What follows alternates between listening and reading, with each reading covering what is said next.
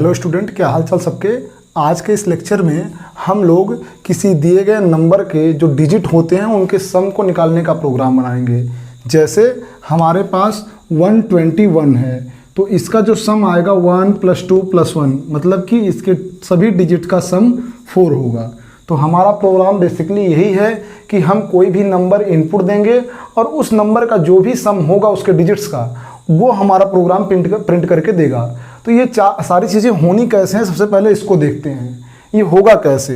जैसे आप मान लीजिए आपके पास 121 है तो हम कुछ ऐसा करें कि 121 से ये 1 निकल जाए तो हम उसको कहीं जोड़ लें, फिर ये 12 बन जाए, फिर 12 से 2 निकाल के उसको जोड़ दें, फिर ये 1 बन जाए, फिर 1 को भी उसमें जोड़ दें। मतलब हमको 1 को स्किप करवाना होगा, फिर 2 को, फिर इस 1 को, फिर बाद में ये 0 बन जाए।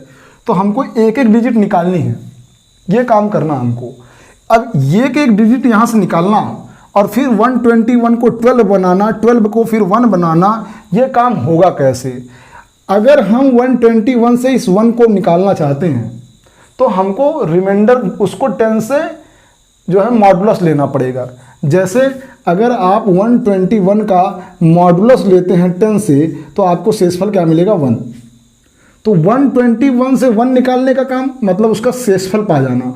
जैसे 121 को अगर आप 10 से डिवाइड करेंगे तो आपको 1 टाइम ले जाएंगे, आप यहाँ 10 लिखेंगे, यहाँ 2 करेंगे, फिर 1 करेंगे, फिर 2 टाइम ले जाएंगे आप, फिर यहाँ 2 0 और आपका ये 1।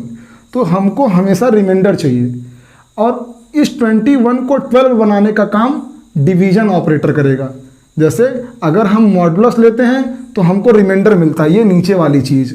अगर हमको ये चाहिए तो हमको करना पड़ेगा 121 डिवाइडेड बाई 10, इसकी वैल्यू आएगी 12। लेकिन अगर मॉडुलस करेंगे तो वैल्यू आएगी 1। क्यों? क्योंकि ये जो बीच में मॉडुलस लगता है इसका मतलब है कि 121 को 10 से डिवाइड करने पर जो शेषफल आएगा वो मिलेगा, और 121 को 10 से डिवाइड करने पर जो आपका भागफल आएगा वो ये डिवीजन ऑपरेटर देता है। तो इसकी वैल्यू 1 के इक्वल होगी और इसकी वैल्यू 12 के इक्वल होगी। तो इसी लॉजिक पर बेसिकली इस मॉडुलस ऑपरेटर और इस डिवीजन ऑपरेटर इसी का यूज करना हमको अपने प्रोग्राम के दौरान, मतलब हर बार हम शेषफल निकालते रहेंगे। जैसे अभी ये 12 बन गया तो फिर 12 को हम 10 से मॉडुलस ले लेंगे। मान लीजिए आपके पास 12 है, 12 में मॉडुलस 10 करेंगे आप तो आपको 2 मिल जाएगा। तो फिर इसी 12 को आप 10 से डिवाइड कर देंगे तो आपको 1 मिल जाएगा। मॉडुलस 2 मिला और जो आपका भागफल है ये डिवीजन करेंगे तो 1 मिलेगा। तो इसी लॉजिक का यूज करते हुए हम प्रोग्राम डेवलप करेंगे। इस प्रोग्राम को बनाने के से पहले ये चीज़ें होंगी कैसे, इसको हम आपको समझा देते हैं। तो बहुत ध्यान से देखिएगा। 121 था, उसको हमने 12 बनाना था, फिर 1 को जोड़ना था, फिर उसमें से 12 में से 2 निकालना था, फिर उसको 1 में जोड़ना था, फिर 1 को भी उसमें जोड़ के 3 में 4 कर देना था 1 जोड़ के। तो ये काम होंगे कैसे, इस चीज़ को आप देखिएगा। जैसे हमारे पास मान लीजिए कोई नंबर है n कोई नंबर है और n की जो अगर शुरुआती वैल्यू हम इसमें दे देते हैं, मान लीजिए n = 121 कर देते हैं। मतलब n की सबसे शुरुआती वैल्यू जो हम लिखेंगे वो 121 है मान लीजिए। और यहाँ पर जो r निकालना है आपको रिमाइंडर, वो n को मॉडुलस लेना है आपका 10 से। किससे लेना है मॉडुलस? 10 से। तो आपको रिमाइंडर मिल जाएगा। उसके बाद आपको एक सम नाम का वेरिएबल ले लेना है, समझ लीजिए, और सम में स्टार्टिंग में 0 है और बाद में एक फॉर्मूले से उस सम को रिप्लेस करेंगे। मान लीजिए सम = सम प्लस रिमाइंडर मतलब r कर लेंगे यहाँ पर। अब ये चीज़ आपको अभी समझ में आ जाएगी। जैसे n को अपडेट करने के लिए n डिवाइडेड बाई 10 करेंगे। तो अब ये चीज़ें होंगी कैसे, देखिए। सबसे शुरुआत में n की वैल्यू मान लीजिए वो संख्या 121 है, तो 121 का अगर r की वैल्यू क्या आएगी, फिर n की वैल्यू 121 है तो 121 का आप मॉडुलस लोगे 10 से तो आपको मिलेगा 10 से मॉडुलस लेने पर आपको मिलेगा 1। ठीक। अब सम की वैल्यू अपडेट कर दीजिए। सम = सम प्लस r लिखा हुआ है तो सम की शुरुआती वैल्यू है 0 प्लस r की वैल्यू कितनी आई 121 का मॉडुलस लेंगे आप 10 से तो शेषफल आपको मिलेगा कितना 1। तो इसमें आप 1 जोड़ दीजिए। अब सम की वैल्यू कितनी हो जाएगी 1। वर्तमान में जो सम की वैल्यू है वो 1 है। अभी n क्या करना है हमने को, n करना है हम लोगों को कि n को n बनाना कैसे, नया n पुराने वाले n में 10 से डिवाइड करके। तो पुराना n हमारा क्या है 121, इसको 10 से डिवाइड करेंगे तो आपको भागफल मिल जाएगा 12। तो नया वाला जो n आ गया वो 12 है। तो यहाँ जो अपडेटेड n हो जाएगा वो n हो जाएगा 121 से कितना बन जाएगा 12। क्यों? क्योंकि हमको करना था n is equal to n by 10। पुराना वाला n 121 था, इसको 10 से डिवाइड किया। डिवाइड करने के बाद आपको जो भागफल है कोसेंट है वो 12 मिलेगा। आगे अब नया n की वैल्यू 12 आ चुकी है, तो फिर r की वैल्यू कैसे निकालनी है हमको, n बाई n मॉडुलस 10 करके निकालनी है। तो n की वैल्यू है 12 का मॉडुलस लेंगे आप 10 से तो आपको मिलेगा 2। क्यों? क्योंकि आप जब 12 को 10 से डिवाइड करेंगे तो आपको शेषफल आएगा 2। अब सम की वैल्यू क्या करनी है, सम प्लस r करनी है। तो सम कितना है पहले से सम 1 है, एकदम स्टार्टिंग में 0 था, अब 1 हो गया है तो 1 प्लस r करना है। r कितना है 2 आया है, तो इसमें 2 जोड़ दीजिए। अब सम की वैल्यू हो जाएगी 3। अब ये 12 है n, लेकिन हमको नया n क्या चाहिए n बाई 10 चाहिए। अब देखिए ऐसे कम हो रहा है, 121 से 12 बन गया मतलब 1 खत्म हो गया, फिर 121 से 12 आया तो 12 को भी जो नया n आएगा आपका उसको 12 डिवाइडेड बाई 10 करेंगे तो आपको नया n मिल जाएगा 1।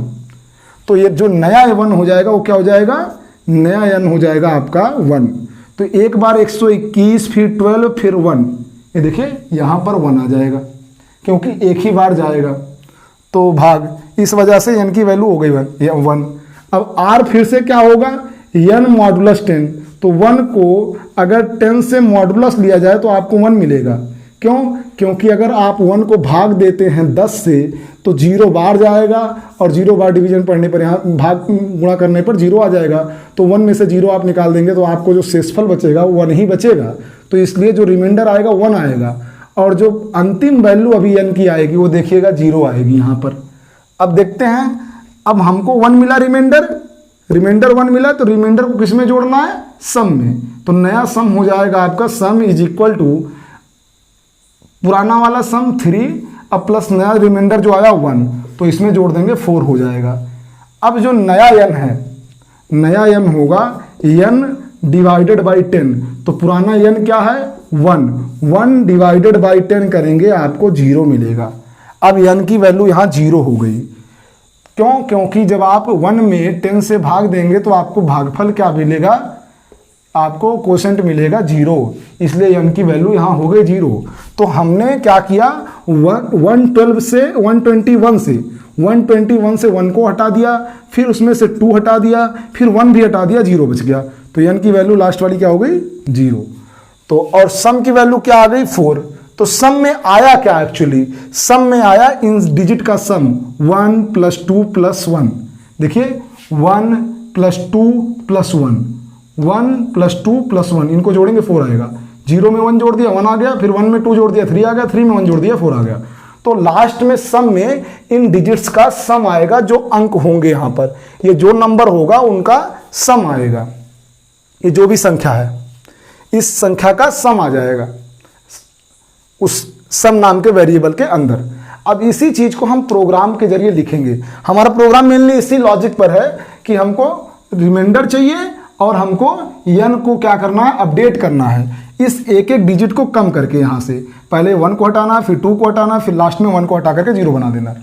ये करना है। नया n हमको चाहिए इस तरीके से और रिमाइंडर हम निकालेंगे यहाँ से मॉडुलस ऑपरेटर से, और n को एक एक करके कम कैसे करेंगे, इस डिवीजन ऑपरेटर से। यहाँ से एक एक नंबर 1 2 हटा दिया, फिर 1 भी हटा दिया, 0 बना दिया। ये काम करेंगे इस डिवीजन ऑपरेटर से और रिमाइंडर निकालेंगे इस मॉडुलस ऑपरेटर से, ताकि उसको हम सम में जोड़ सकें। अब इसी चीज़ को मैं प्रोग्राम के जरिए प्रोग्राम लिखूंगा, उसके बाद आपको समझाता हूं मैं। तो मैं जल्दी से पहले फटाफट प्रोग्राम लिख देता हूं, उसके बाद आपको लॉजिक समझाता हूं। तो मेन लॉजिक यही है, और मैं ये बात बता रहा हूं कि ये जो लॉजिक आप सीख रहे हैं ये आपको कई प्रोग्राम में मदद करने वाला है। तो आज का लेक्चर काफ़ी इंपॉर्टेंट है, इस लेक्चर को पूरा देखिएगा। जब आपको ये लॉजिक ना समझ में आए जो अब तक समझाया है तो वीडियो को यहीं से पॉज करके दोबारा देखिए पीछे से, जब तक आपके ये लॉजिक क्लियर नहीं हो जाते कि हमको एक एक नंबर निकाल करके उसको सम नाम के जीरो वेरिएबल में जोड़ते जाना है, फिर एक एक कम भी करते जाना, जैसे 121 को 12 बनाना, फिर 12 को 1 बनाना, फिर उसको 0। ये काम हमको प्रोग्राम के जरिए करने हैं। तो अभी हमने करके देख लिया, बस इसी चीज़ को अब हम लॉजिक के फॉर्म में प्रोग्राम में लिख देंगे। तो प्रोग्राम बहुत ईजी है, बशर्ते अगर आप पहली बार प्रोग्राम पढ़ रहे हैं थोड़ा सा आपको कठिन लग सकता है। तो वो कठिन बस इसलिए लग रहा है क्योंकि आपने इसके पहले नहीं पढ़ा हुआ है, लेकिन जब आप धीरे धीरे प्रोग्राम पढ़ेंगे, लॉजिक को समझेंगे, तो प्रोग्राम लिखना और लॉजिक को समझना आपके लिए काफ़ी आसान हो जाएगा। Has include stdio.h main function. आगे हमको कुछ वेरिएबल लेने पड़ेंगे इंटीजर टाइप के। मान लीजिए n ले लिया हम लोगों ने नंबर के लिए, उसके बाद मान लीजिए r ले लेते हैं हम रिमाइंडर के लिए। एक सम नाम का वेरिएबल लेते हैं जिसमें सबसे पहले स्टार्टिंग में 0 रख लेंगे। इस लाइन को सेमी कॉलन से क्लोज कर देंगे। ऐसा लिखने से क्या होता है, ऐसा लिखने से एक सम नाम का वेरिएबल बनता है, एक सम नाम का या एक n नाम का वेरिएबल बनेगा, एक r नाम का वेरिएबल बनेगा और एक सम नाम का वेरिएबल बनेगा। लेकिन सम में स्टार्टिंग में 0 है और n और r में अभी कुछ भी नहीं है। आगे हम एक मैसेज प्रिंट कराएंगे नंबर को इनपुट करने के लिए। तो print f inter any integer value, inter any integer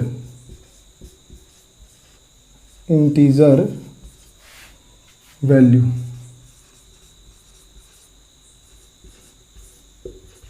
ठीक, आगे हम लोग स्कैन एफ से इनपुट लेंगे, तो स्कैन एफ फंक्शन लिखेंगे।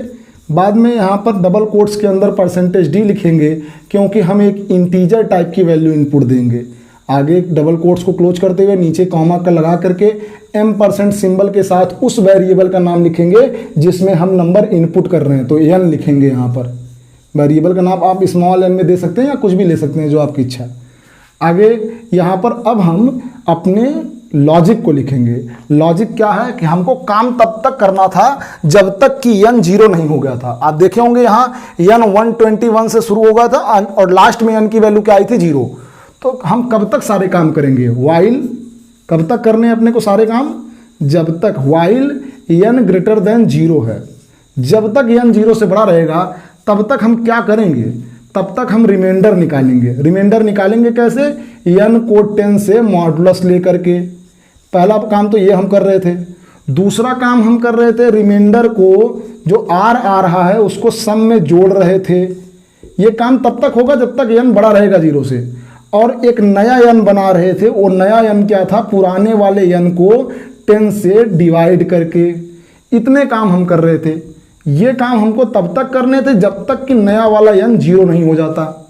अब आगे क्या करना हमको, आगे करना है एक मैसेज प्रिंट कराना है। क्या कि वो जो मैसेज नहीं प्रिंट करना, एक्चुअली अपने को सम की वैल्यू प्रिंट करानी है। यहाँ पर आप लोगों को लिखना पड़ेगा sum is equal to sum plus r, ये गलती थी। यहाँ जो लिखिएगा sum is equal to sum plus r. आगे प्रिंट एफ फंक्शन से हम लोग सम की वैल्यू को प्रिंट करा लेंगे। तो प्रिंट एफ आगे is equal to sum, double quotes के बाद सम इज इक्वल टू आप लिखेंगे %d, उसके बाद यहाँ डबल कोट्स को क्लोज करेंगे, आगे सम नाम का वेरिएबल लिख देंगे कॉमा लगा करके।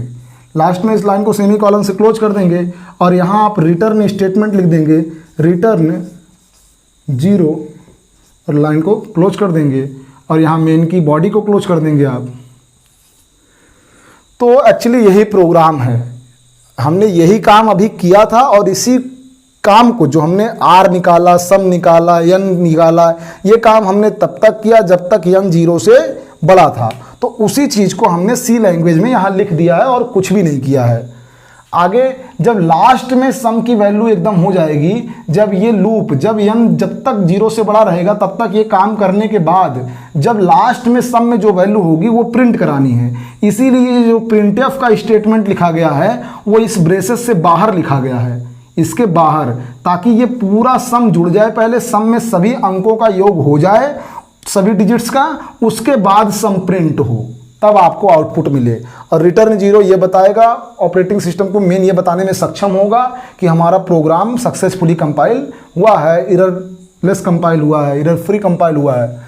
अब क्या करते हैं हम लोग, इस प्रोग्राम को एक बार रन करके देखते हैं 121 के लिए। मान लीजिए आप जैसे ये मैसेज प्रोग्राम को रन कराएंगे तो ये मैसेज आएगा, इंटर एनी इंटीजर वैल्यू। जैसे ही आप इसको देखेंगे तो आप कोई इंटीजर वैल्यू इनपुट कर देंगे। मान लीजिए आपने कितना इनपुट दे दिया, 121। अभी आएंगे नीचे, यहाँ पर n क्या 0 से बड़ा है? हाँ, 121 0 से बड़ा है। तो ये तीनों लाइनें रन होंगी। नीचे आएंगे, r is equal to n modulus 10 लिखा हुआ है, तो r कितना हो जाएगा आपका? n मॉडुलस 10, n मॉडुलस 10 ये होगा। n की वैल्यू कितनी है? 121, इसका मॉडुलस लेंगे 10 से, आपको मिलेगा 1। r की वैल्यू कितनी हो जाएगी? 1। अब r की वैल्यू को क्या करना है? सम में जोड़ना है, ये काम करना है अपने को। तो सम में जोड़ लेंगे। सम क्या कहता है कि भैया sum is equal to sum plus r कर दीजिए। तो सम कितना है? सम हो जाएगा आपका 0 स्टार्टिंग में, अब प्लस उसमें r जोड़ना है 1। ये r क्या है? 12 से 1 निकल रहा है, फिर 2 निकलेगा, यही चीज होगा। तो सम में 1 जोड़ देंगे, तो सम 0 था, 0 में 1 जोड़ दिया, आपका क्या हो जाएगा? सम 1। तो ये सम 0 से अपडेट हो जाएगा मेमोरी के अंदर, जहां भी सम होगा अब उसमें 1 हो जाएगा। आगे n की वैल्यू को अपडेट करना है। n की वैल्यू को क्या करना है? n की वैल्यू को पुराने वाले n जो कि 121 था, इसको 10 से डिवाइड करना है। तो जो आपका भागफल आएगा वो कितना आएगा? 12 आएगा। 12 बारी जाएगा जब आप 121 को डिवीजन देंगे, 10 से डिवाइड करेंगे 10 से, तो ये 12 आ गया। अब ये नया n कितना हो गया? 12। तो यहाँ की वैल्यू जो 121 थी वो बन जाएगी 12। ठीक, आगे फिर से अब ये लाइन रन हो गई, तो ये लाइन रन नहीं होगी। अब प्रोग्राम का कंट्रोल फिर यहाँ जाएगा। ये काम तब तक होगा जब तक n की वैल्यू 0 से बड़ी है। तो देखते हैं क्या ये कंडीशन ट्रू है। n की वैल्यू 12 है और 12 0 से बड़ा है, तो ये काम फिर से हम करेंगे। आएंगे, r निकालेंगे।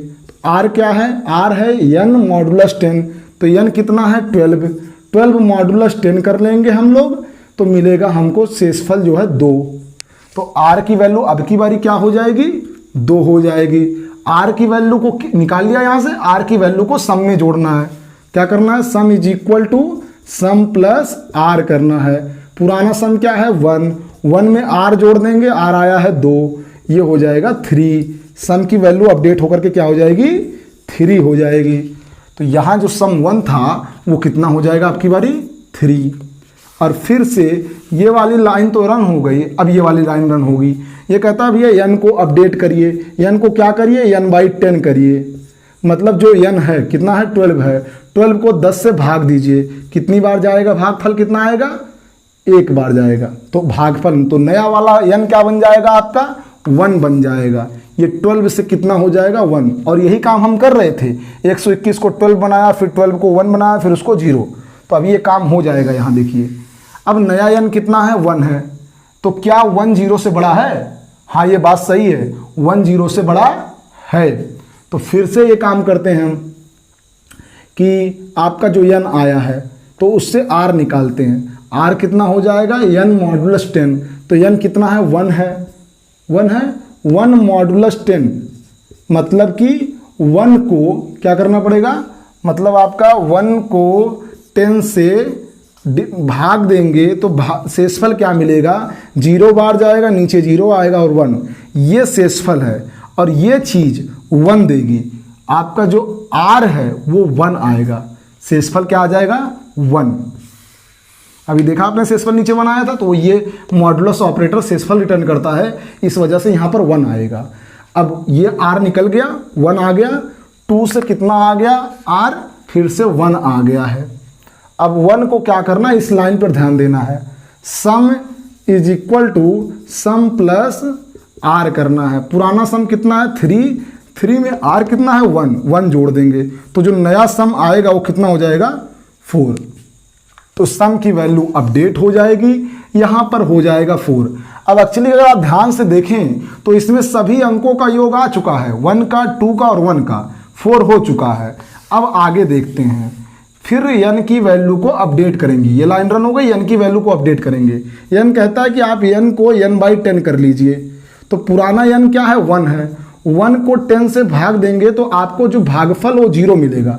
अभी हमने आपको करके दिखाया था, 1 को जब आप 10 से भाग देंगे तो 0 बाहर जाएगा, नीचे 0 लिखेंगे और शेषफल आएगा 1, लेकिन जो भागफल आएगा वो तो 0 आएगा। तो n की वैल्यू क्या हो जाएगी, 0, क्योंकि ये जो डिवीजन ऑपरेटर है ये भागफल देता है और जो मॉडुलस परसेंटेज वाला सिंबल लगता है वो शेषफल देता है। तो n कितना हो गया है, अब 0 हो गया। तो इसकी वैल्यू अपडेट हो जाएगी, ये हो जाएगा 0। अब 0 हो गया तो आगे फिर प्रोग्राम का कंट्रोल ऊपर जाएगा, यहाँ 0 आएगा। क्या 0 0 से बड़ा है, नहीं। यहाँ कंडीशन क्या होगी, फॉल्स हो जाएगी। अब ये तीनों लाइनें रन नहीं होंगी, ये लाइन रन होगी और ये लाइन कहती है कि सम की वैल्यू को प्रिंट कर दीजिए। तो आपका आउटपुट आएगा सम इज इक्वल टू, जहां परसेंटेज डी है वहां सम की वैल्यू आ जाएगी। तो sum is equal to percentage d की जगह पर सम की वैल्यू। सम की वैल्यू मेमोरी में क्या है, इस समय मेमोरी के अंदर सम 4 है। तो इस तरीके से आपका आउटपुट आएगा। तो ऐसे ही ये प्रोग्राम रन होगा।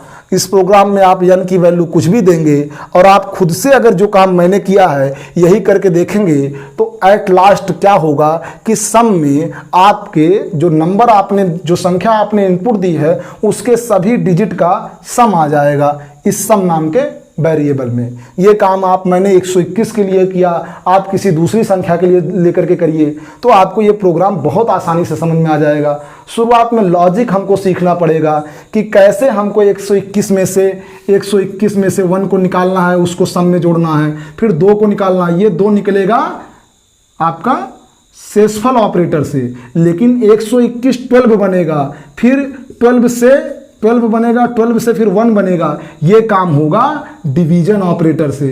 शेषफल निकलेगा 1 2 1, ये निकलेगा कैसे, ये शेषफल ऑपरेटर से निकलेगा। और ये 121 से 12, 12 से 1, ये कैसे होगा, ये होगा इस लाइन से। तो आप क्या करिएगा, इस लेक्चर को पूरा देखिएगा। अगर आपको ये लेक्चर, मान लीजिए आप शुरुआत में, अभी आपकी प्रोग्रामिंग की शुरुआत है और आपने एक लंबे समय तक प्रोग्रामिंग नहीं करी है, तो ये प्रोग्राम समझने में आपको थोड़ा समय लग सकता है। आप बीच बीच में वीडियो को रोकिए, जहां आपको समझ में नहीं आता है तो आप दोबारा से बैक करके देखिए। ये पूरा लेक्चर जब आप ध्यान से देख लेंगे 1 से 2 बार तो आपको ये प्रोग्राम का लॉजिक समझ में आ जाएगा। और ये लॉजिक बड़ा इंपॉर्टेंट है, जो रिमाइंडर निकालने का और n को अपडेट करने का, मतलब 121 से 12 बनाने का, 12 से 1 बनाने का, ये जो प्रोसीजर है वो इस लाइन से हो रहा है। और जो 1 निकल रहा है, 2 निकल रहा है, फिर 1 निकल रहा है, ये काम हो रहा है इस लाइन से। इस लॉजिक को और इस लॉजिक को समझना बहुत ज़्यादा ज़रूरी है, क्योंकि इस लॉजिक की सहायता से आगे बहुत से प्रोग्राम होंगे, जैसे किसी नंबर्स को रिवर्स प्रिंट करना। जैसे आपके पास 121 है, 121 का रिवर्स तो 121 ही होगा। मान लीजिए आपके पास 153 है तो इसका हो जाएगा 351। ये जो प्रोग्राम बनाने हैं, नंबर को रिवर्स करने का प्रोग्राम, ये सब भी इसी लॉजिक के आधार पर होगा। इसलिए आप लोगों से रिक्वेस्ट है कि इस पूरे वीडियो को ध्यान से देखिएगा। ये लेक्चर आपको हमेशा काम आने वाला है। और अब इस प्रोग्राम को हम सिस्टम पर लिख करके रन करके देख लेंगे, किसी भी रिस्पेक्टेड इनपुट के लिए जो भी हम नंबर देंगे उसके रिगार्डिंग हमको क्या आउटपुट मिलता है, इसको हम चेक करेंगे। और चलते हैं सिस्टम पे, इस प्रोग्राम को रन करके देखते हैं।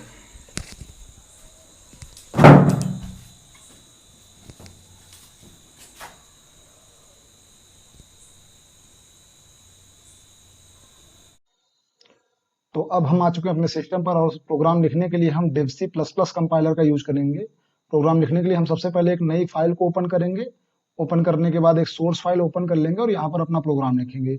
चूंकि ये फाइल अभी सेव नहीं है, इस वजह से यहाँ पर अनटाइटल्ड 1 लिख करके आ रहा है। प्रोग्राम को सेव करने के लिए, फाइल को सेव करने के लिए हमको सेव एज पर क्लिक करना पड़ेगा और यहाँ जो भी आप नाम देना चाहें इस प्रोग्राम का दे सकते हैं, इस अनटाइटल्ड 1 को हटा करके। तो आप नाम दे सकते हैं, मान लीजिए आपको नाम देना है कुछ भी, जो हम प्रोग्राम बना रहे हैं, सम ऑफ डिजिट नाम दे देते। आप कुछ भी नाम दे करके इस प्रोग्राम को सेव कर सकते हैं। मैं सम ऑफ डिजिट दे रहा हूँ। आगे यहाँ देखिए सम ऑफ डिजिट लिख करके इस वजह से आ गया। प्रोग्राम को लिखना शुरू करते हैं। सबसे पहले लिखने के लिए हैज इंक्लूड stdio.h लिखना पड़ेगा, क्योंकि सबसे पहले हमें अपनी हेडर फाइलें ही इंक्लूड करनी होती हैं। Has include stdio.h। उसके बाद नेक्स्ट लाइन में हमको मेन फंक्शन लिखना पड़ेगा, मेन फंक्शन लिखने के लिए हम कुछ मेन फंक्शन को इस तरीके से लिखते हैं, एंड मेन, उसके बाद डबल कोट्स के अंदर वॉइड पैरामीटर पास कर देंगे। वॉइड मीन्स नथिंग होता है, या एम्प्टी आप कह सकते हैं, नल कह सकते हैं। आगे इस ब्रेसेस को ओपन करेंगे। ब्रेसेस को ओपन करने के बाद हम 3 वेरिएबल लेंगे, एक n नाम का और दूसरा लेंगे हम r नाम का, और एक लेंगे हम वेरिएबल आपका सम नाम का, और सम नाम के वेरिएबल को हम 0 से असाइन करेंगे। लाइन को सेमी कॉलन से क्लोज करेंगे। प्रिंटफ फंक्शन से मैसेज प्रिंट कराएंगे। मैसेज प्रिंट कराने के लिए मैसेज को डबल कोट्स के अंदर लिखना पड़ेगा। यहाँ हम लिखेंगे inter inter inter integer value integer value. आप जो कुछ भी लिखेंगे वही प्रिंट होकर के आएगा। लाइन को सेमी कॉलन से क्लोज करेंगे। नेक्स्ट लाइन में नंबर इनपुट लेंगे। नंबर इनपुट लेने के लिए हमको स्कैनफ फंक्शन का यूज करना पड़ेगा। स्कैनफ फंक्शन में डबल कोट्स में %d लेना पड़ेगा, क्योंकि हम इंटीजर टाइप की वैल्यू इनपुट लेंगे, और ये वैल्यू जो हम इनपुट लेंगे वो जिस वेरिएबल में जाएगा उस वेरिएबल के नाम को n% सिंबल के साथ लिखेंगे। और हमारा जो वेरिएबल है नंबर के लिए वो n है, इसलिए हम m% n लिखेंगे। आगे लाइन को सेमी कॉलन से क्लोज करेंगे। वाइल की कंडीशन देंगे। हम जो भी काम करेंगे वो कब तक करेंगे, और n जब तक 0 से बड़ा होगा। और अब जो हम करने वाले हैं, जो काम हमारा प्रोसेस होगा, जो काम होगा उसको हम करली ब्रेसेस के, लॉजिक होगा उसको हम करली ब्रेसेस के बीच में लिखेंगे। और हमारा लॉजिक ये था कि हमको रिमाइंडर चाहिए। रिमाइंडर निकालने के लिए r is equal to n modulus 10 कर रहे थे हम लोग, उस चीज को लिखेंगे। लाइन को सेमी कॉलन से क्लोज करेंगे। सम की वैल्यू को अपडेट करेंगे। Sum is equal to sum plus r करके लाइन को सेमी कॉलन से क्लोज करेंगे। नए वैल्यू n को नया n लेंगे, अर्थात n को अपडेट करेंगे। n को अपडेट करने के लिए n is equal to n divided by 10 लिखना पड़ेगा। आगे लाइन को सेमी कॉलन से क्लोज करेंगे। ये सारे काम तब तक होंगे जब तक ये लूप की कंडीशन ट्रू होगी, और जब ये लूप की कंडीशन ट्रू नहीं रहेगी, अंदर लिखी हुई कंडीशन फॉल्स हो जाएगी, तो प्रोग्राम का कंट्रोल जाता है नेक्स्ट लाइन पे। और ये चीज हम जब व्हाइल लूप का सिंटैक्स पढ़ रहे थे तो भी हमने सीखा था कि जब पूरी बॉडी एग्जीक्यूट हो जाएगी और ये कंडीशन असत्य हो जाती है, फॉल्स हो जाती है, तो प्रोग्राम का कंट्रोल नेक्स्ट लाइन पे जाता है। और जस्ट बॉडी के बाद ये बॉडी है कहाँ, लाइन नंबर 8 के बीच में जो ब्रेसेस लगा है और 12 में, इसको बोलते हैं कि ये व्हाइल की बॉडी है। और व्हाइल की बॉडी के बाद जस्ट एक स्टेटमेंट लिख रहे हैं, और वो स्टेटमेंट क्या है कि सम की वैल्यू को प्रिंट करने के लिए। तो यहाँ सम इज इक्वल टू, जैसे हमने लिखा था, sum is equal to %d, आगे वेरिएबल का नाम, वेरिएबल के नाम को कॉमा लगा करके लिखेंगे, और वेरिएबल का नाम है जिसको हम प्रिंट करना चाहते हैं वो है सम। यहाँ m% सिंबल का उपयोग नहीं किया जाता। आगे इस रिटर्न 0 करा लेंगे, रिटर्न 0, ताकि हमारे ऑपरेटिंग सिस्टम को मेन बता सके कि हमने सक्सेसफुली प्रोग्राम को कंपाइल किया हुआ है। अब इस प्रोग्राम को रन करेंगे, और मान लीजिए लिखते वक्त या कोई रह गई है इस पूरे प्रोग्राम में, वैसे तो मुझे अब तक कोई इरर नहीं दिख रही है, इनकेस अगर कोई इरर होगा भी तो उस इरर को हम रन करने के, कंपाइल करने के बाद रिमूव कर लेंगे। प्रोग्राम को मैं कंपाइल करता हूं। प्रोग्राम को कंपाइल किया, प्रोग्राम में एक भी एरर नहीं है। इस वजह से यहाँ कंपाइलेशन जो रिजल्ट है, वो कंपाइलेशन रिजल्ट क्या आया आपका, कि आपकी एरर और वार्निंग्स 0 हैं। अब हम प्रोग्राम को एक बार कंपाइल करने के बाद रन करेंगे। रन करने के लिए आप एग्जीक्यूट पर क्लिक करेंगे, आगे रन कर सकते हैं F10 से, शॉर्टकट की से भी रन कर सकते हैं। रन किया तो लिख करके आ रहा है इंटर एनी इंटीजर।